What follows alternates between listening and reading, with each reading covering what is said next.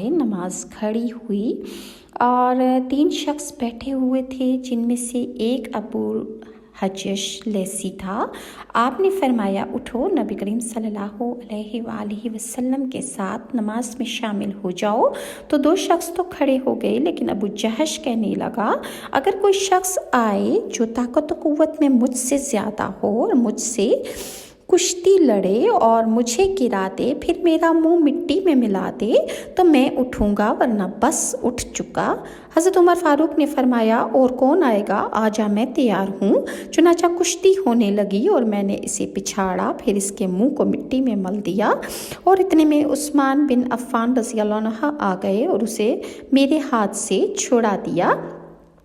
حضرت عمر فاروق کہتے ہیں کہ میں بہت بگڑا اور اسی غصے کی حالت میں نبی کریم صلی اللہ علیہ وآلہ وسلم کی خدمت میں حاضر ہوا۔ آپ صلی اللہ علیہ